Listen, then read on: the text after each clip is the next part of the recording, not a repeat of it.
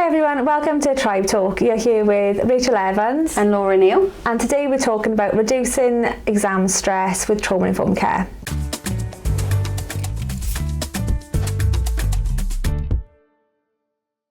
For many children, exams can feel really stressful, but for children who've experienced trauma, it can lead to huge emotional outbursts or more stress than it can for other children at times.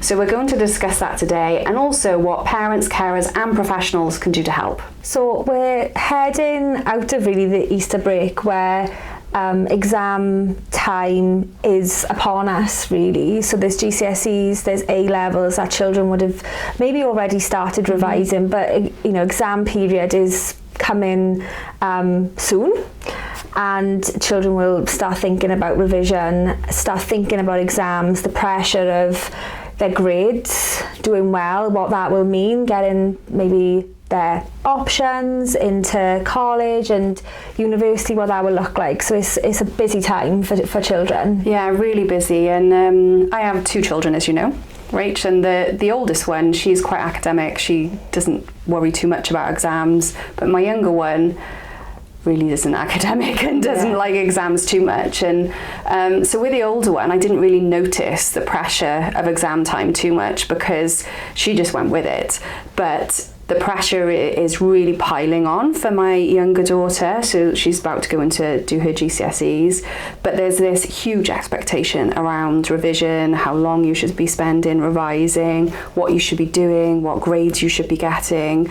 And that is having huge pressures on her, as I can imagine it is with so many children. Yeah, and I think schools do a lot more as well, don't they?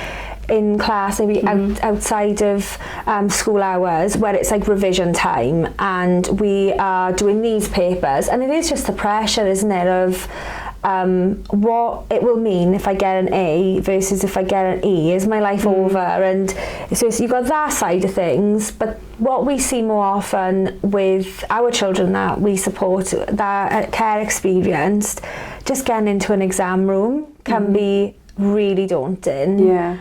So pressure aside, it's the sitting an exam, that experience is often really overwhelming for them. Yeah, I think in terms of that, actually, just thinking of the whole environment and setup for an exam, it's usually a bigger room, there's lots of young people in there, the expectation is you need to sit still for a certain amount of time, you're not always allowed to have breaks or like movement breaks, so the pressure is huge. Like the adaptations we would make in everyday life for our children, knowing that they have difficulties, are not always available around exam time. No, and I think for some of our children, some of the difficulties maybe that they might be experiencing fly under the radar.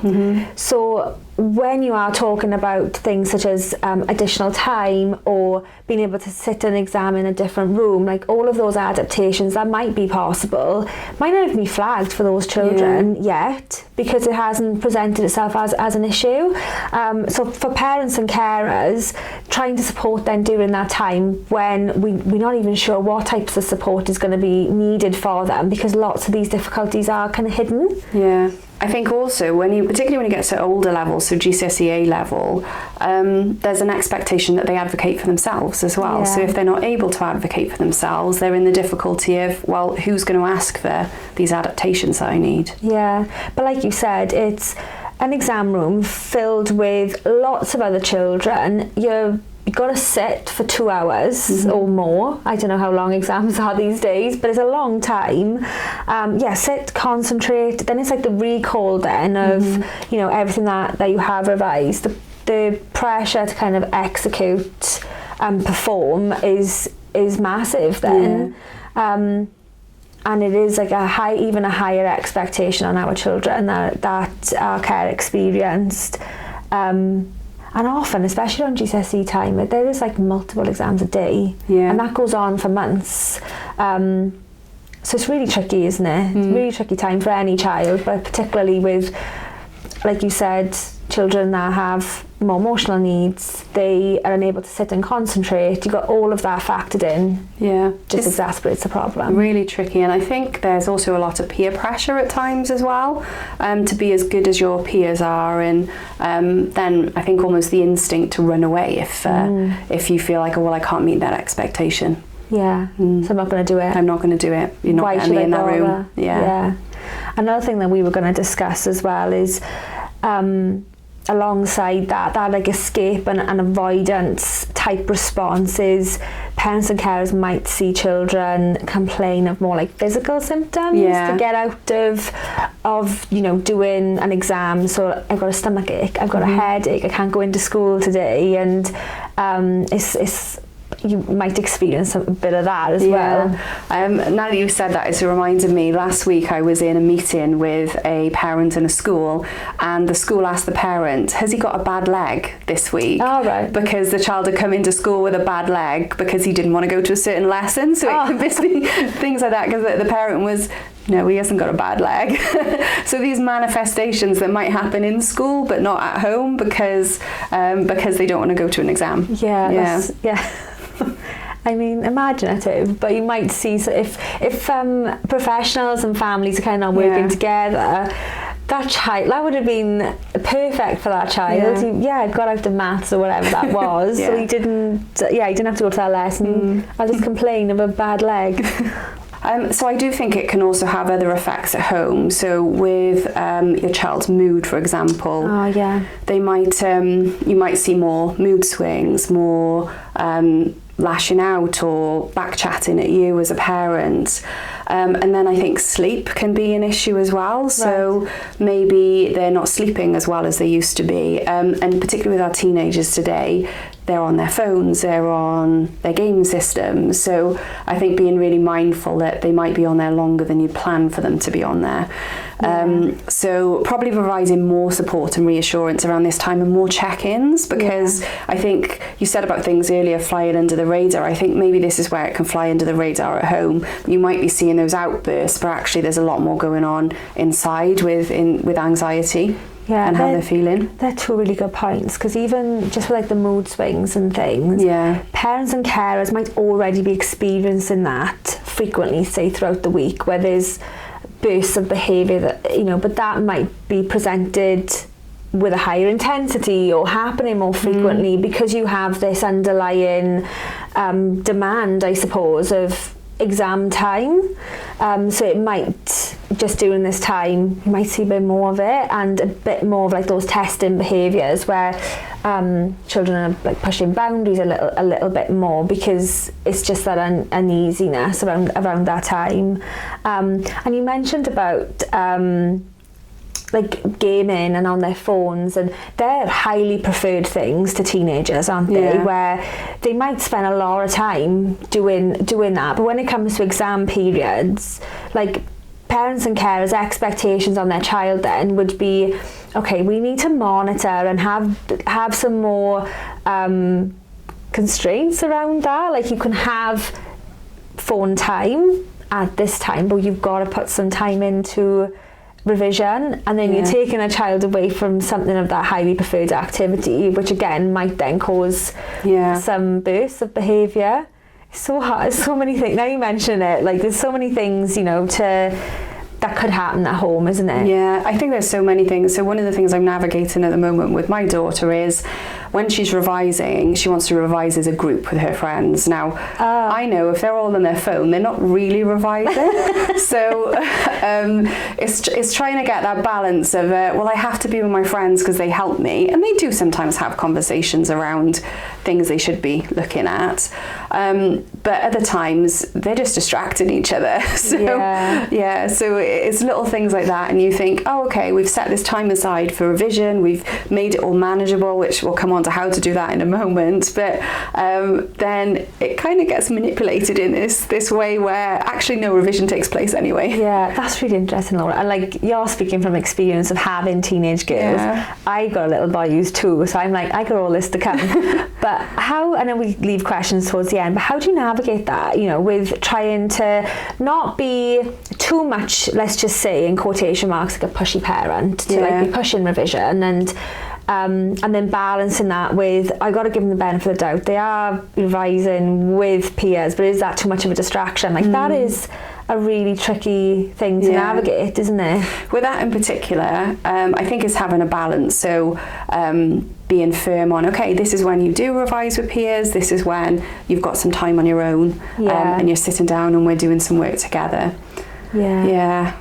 It's hard, isn't it? Yeah, particularly with teenagers, because when they don't agree, they'll say. Yeah, and they'll say they're revising when they're not. And I just think back to my experience of revision, and I know we've spoken about this before, but I'm a person that needs to revise, and I need to put the time in. Otherwise, I'm not gonna get the what I want. But you've got other people that don't need to, put that much effort in, and they come out with A stars and things. So it is, it's hard finding that balance between what does your child actually need to.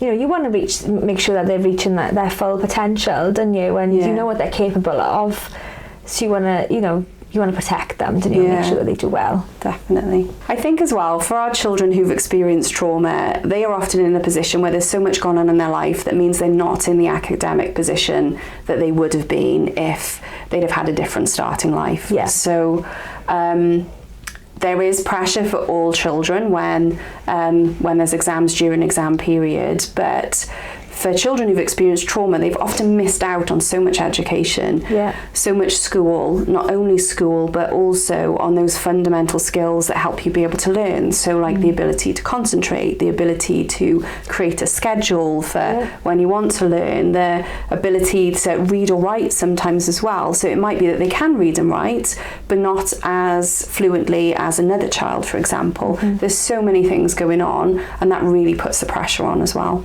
Yeah, because they're starting at a different point to their peers anyway, and like you said earlier, that can kind of manifest into this give up before I even try attitude. Like, what is the point? Yeah, which I think is where many of our children come from, is they're, well, no, I'm not going to do that exam. Yeah, so just getting them there is a win. Yeah, and there's other things as well, we have touched on, just in terms of like their emotional development as well, and being able to understand things such as, I'm feeling really worried, and being able to pinpoint like what is causing that worry, how do I manage through that, have I got those skills to be able to regulate in those moments, and how if I'm feeling nervous by walking into that situation, how am I regulating?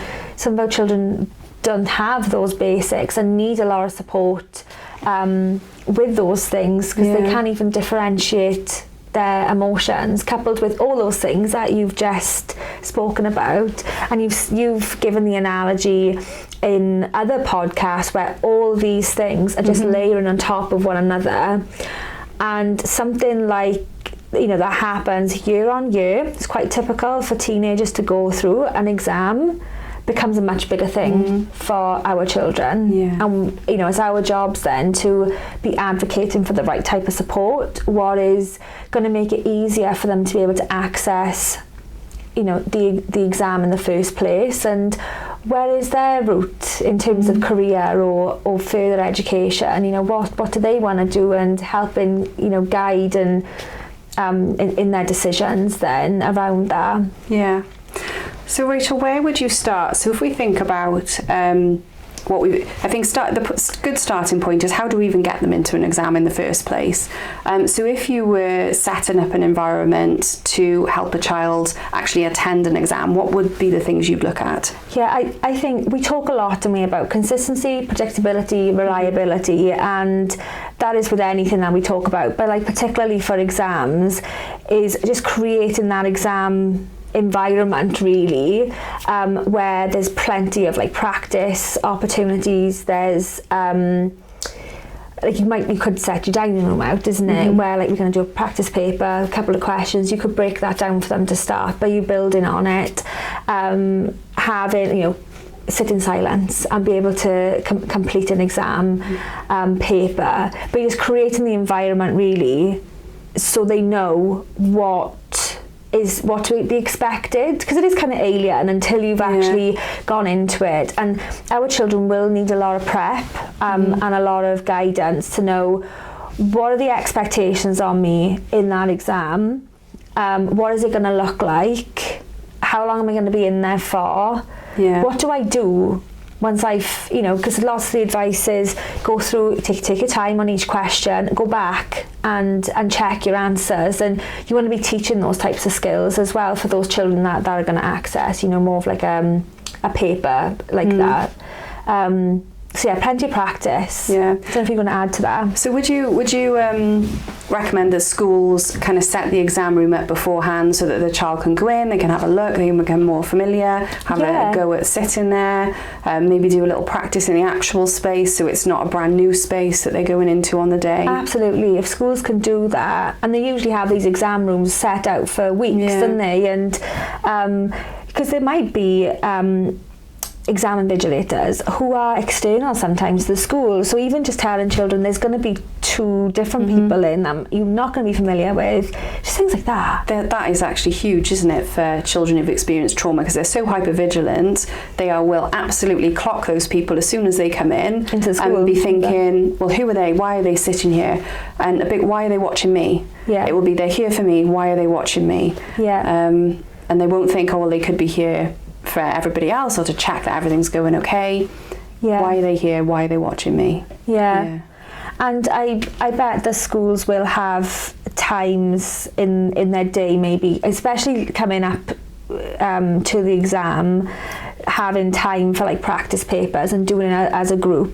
But again, like that's just another practice opportunity, and the feeling of exam conditions, of what to expect, but it might be that your child does need to complete their exam in a different room, maybe by themselves or with a smaller cohort, so it creates like more of a quieter environment, or they can have some more breaks, whatever they're entitled to. We should advocate for that as well. Maybe that's a bit more time.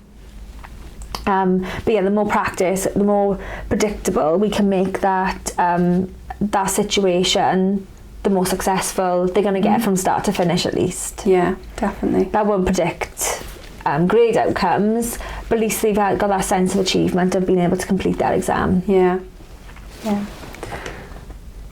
So I've got a couple of pointers that I've learnt over the last few months of dealing with lots of teenage exam stress. So I think that the first one is always to acknowledge that anxiety. Definitely. Talk about it, talk about where it might be coming from, why it might feel overwhelming. Try and help your young person break that down so it can seem more manageable. So maybe into smaller chunks. Okay, well, let's not think about the big picture and how many exams you've got. Let's just think about this one, or which ones do you feel confident about, or can you do well in? And it might be subjects that don't have exams at all. So things like drama, product design, they have smaller exams, they have more practical work. So focusing on those to begin with. So something that really helped my daughter was going through what the expectations were. So I think she was very concerned that all of the expectations would be, you've got to get A grades in this. So we looked at her exams and we said, or her subjects, and said, okay, well, which ones are you really good at? What do you think you're going to get in those? Well, that's okay. And what ones are you going to struggle a little bit more with? And set a lower expectation, so she doesn't think she's got to ace all of these exams. I'm going to fail if I don't get an A, because that is so uncommon, isn't it, for all children to get A stars and A's. And it's one of the things that we always say within behavioural science is make it an achievable expectation. So make it maybe more achievable than you would normally, so that they exceed the expectation then. So make it very achievable so they can exceed it. I think what you said about just like acknowledging that there's anxiety and having those conversations, like you said, because it's like going in for an interview, isn't it? Like everybody knows, like there's going to be nerves, and it's the same for exams. Like your child's not going to be the only person with nerves. Like everybody is going to have that. So say like what you're feeling right now, is completely normal and it's okay. It's not a nice feeling to sit with, but I can help you manage through that, and we can practice different techniques to do that. But it's completely normal to feel like that, and going through, like you said, the expectations of, you don't have to get A's. Like, success is an A's. You can go on to do what you want to do with the grades that you get. It's not the be all and end all. And I do remember that in school, thinking that if I don't do well in my GCSEs, that is it, that's my life over. That is massive pressure for children. Particularly not these days, and particularly when lots of children are more focused on non-academic subjects and the things they can do that don't involve academics. So sometimes, particularly with GCSEs, you've got to get through them and then you move on and start doing the things that you want to do more of. So the other thing I was going to mention is if you do need to support your child to revise, then I would start really small. So make the expectation to revise for a very short period on their own. Make it as easy as possible. So that might be setting the environment up. It might be sitting there and helping them. It might be getting someone else to help them if it's a topic that you're not very good at. But just keep the expectation really small. So it might be to revise for just like 10-20 minutes initially, or go over some information. Always use reinforcement. So we love reinforcement. So set up reinforcement for after the revision time. So 10 minutes of revision time, and then we can watch this program on TV, and then we can go and do this activity together. So always set the reinforcement up for after you've done the revision. And also, if you've got a schedule, if you're setting a schedule up, making it really realistic, putting reinforcement in there, making sure that you stick to the schedule, because I think as soon as you say, oh, well, don't worry about it, we won't do it today, the next time you're going to get more pushback and more pushback. So make it really manageable. You can build it up over time. So you might do 10 minutes and then you might do 20 minutes and increase it depending on how long they need to look at certain subjects for. And also, if you're just starting out, start with the easier topics as well. Start with the easy, the ones they enjoy the most. The ones that they get the most reinforcement from, because at least you can build a little bit of momentum then, and okay, we'll try something a little bit more difficult, tomorrow, or something that you don't enjoy, and we'll just do 20 minutes of that. Or say, for example, you're revising for half an hour, what I find quite helpful is to do 20 minutes of the subjects which are more enjoyable, and then 10 minutes of that more difficult subject. That's a good idea. But you're just starting to get that schedule going and interspersing revision time into their typical evening routine where they'd come home from school, they've had a long day, but and having to pick up books, then it's I also do find time is helpful as well, particularly if you want them to revise for a specific amount of time, where they can see it counting down, or if it's a sand timer, they can see the sand disappearing, so they can see the time is going and there's an end to this. And just thinking about GCSEs, you're just starting out really with exams. Like, if you do go on to do college or university, like some of our children do, we've supported children to go to university. At this point, doing GCSEs, you're learning your revision, what's the word? How you revise. And what works for you. Like, just when I was revising, I put like a lot of reinforcement in terms of like, I'll revise this and then I'll watch this short TV program. It was Poirot. I know that is like very niche. But when was this? Was that this when you were revising for GCSEs or college? So before you were a behaviour analyst? Okay. And then, but I was just like learning, and like I suppose like my revision type of style.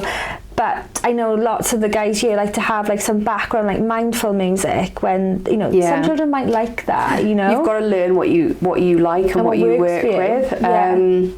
Because music is something I can't revise at all. If there's any music on, I go to silence. So, but other people like music, and it's very interesting. One of the things that they don't teach you in school really is how to revise. No. And I didn't know that I didn't know how to revise until I started studying behaviour analysis, and it was only at that point. And at that point, I had 2 degrees, a diploma, and then all of the ones below it as well. So. And it was only at that point I thought, oh, okay, this is how you revise, because they actually taught you how to revise on that course. I was like, am I missing a trick here? Like, how am I putting in so many hours of revision?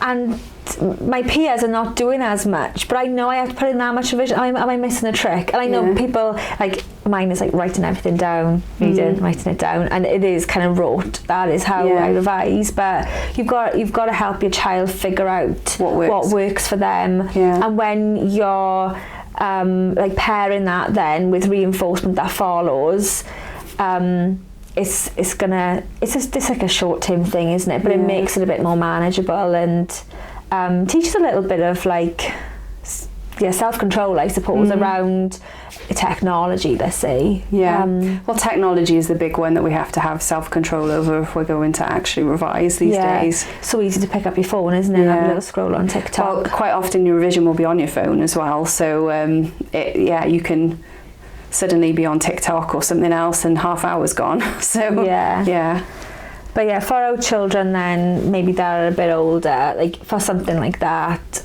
I know that people, maybe young people that I've supported, have like those boundaries already set in your phone, where there's like certain apps you can't access for a certain amount of time, and when you're revising. So technology can help, but it's just being able to work with it so it doesn't become too much of a distraction.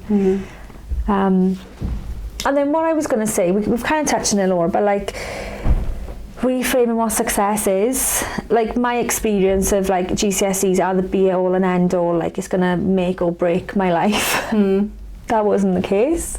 I actually went into something completely different to what I was going to.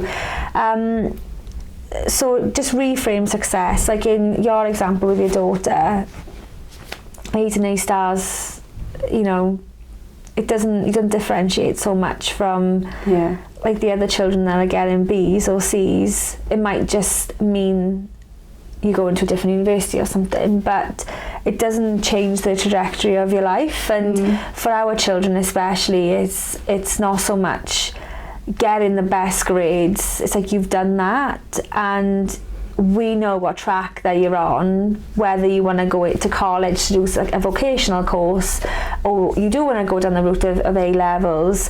You're having those conversations and you're planning what their path is. So reframe that success, is because there will be a lot of chat about A stars, A's and all of that, and it doesn't need to look like that. You can still be absolutely successful without that. I think on that note as well is to recognise, so for some of our foster carers, for example, they might have 2 children in their home that are doing exams at the same time, or if you're a parent you might have siblings. Recognising the difference between the 2 or 3 children and the pressures that they can put on each other in terms of expectations as well, and making it okay for everything that everybody receives, because they'll be so different, and they'll need different supports, and based on their own experiences might have a lot to say about how the next child should revise and do. And 100%, I have that in my house. My oldest child tells my younger one how to revise all the time, and they're just pull different. your socks up, you need to do more revision, you need to be doing more of this, you're gonna fail. But success can look so different, and I think that's important. It just relieves a lot of the pressure as well, for our children. So we're coming to the end now, so we'll just finish up with a question from a carer. So Laura, what would your advice be if your child was refusing to attend any exams? Okay, I think this is probably something that carers and parents come across often. Particularly we work with children that refuse to go to school completely. So they might be refusing any exams. So I think the first thing I'd do would be to do a bit of an analysis myself on the situation. So is it realistic that they're going to be able to get to exams and do exams? So if we're talking about a child who hasn't been in school at all for the last year, has refused education, expecting them to be able to sit anything is probably not realistic at all. But if you've got a child who sporadically misses school, doesn't like it too much, does get there, can try their best at times, but at other times it's just too overwhelming. You might be in a situation where you're thinking, well, I know they could do okay if they did them, and I want them to do them. Yeah. So I think in those circumstances, I would pick the exams that are most important. So those might be the ones that are most important to them and the ones that they are going to be able to achieve in. It might be that there's a particular subject that they actually find it difficult, but they're going to need it for their future career path. Yeah. But I would pick a smaller number and just focus on those instead of focusing on all of them. Yeah. So it might be that they only do 2 or 3, but they actually then get a couple of qualifications that they've got behind them for any future career that they want to pursue then. Yeah, breaking it down, isn't it? Yeah. It's especially GCSEs, there's loads of exams which go on from, I think, April to June sometimes, depending on what that is. So there's a lot. So yeah, especially for some of the children that we support, they don't tend to go to school a lot or skip lessons. So yeah. So we've come to the end of our podcast. We've covered quite a lot of ground in terms of what to expect, really, when exam periods come along. There might be bursts of behaviour. We know how to support our children through that, and then just some tips. Always think about where you can use reinforcement, to support revision, and how you can support your child through that exam time with a lot of preparation. Showing them what to expect in terms of that exam time, but it's normal. It's a really difficult time for our children, and we just got to support them through that process. So thank you everybody for joining us today. If you've enjoyed this podcast, then please make sure you subscribe to Tribe Talk for more trauma-informed care in practice.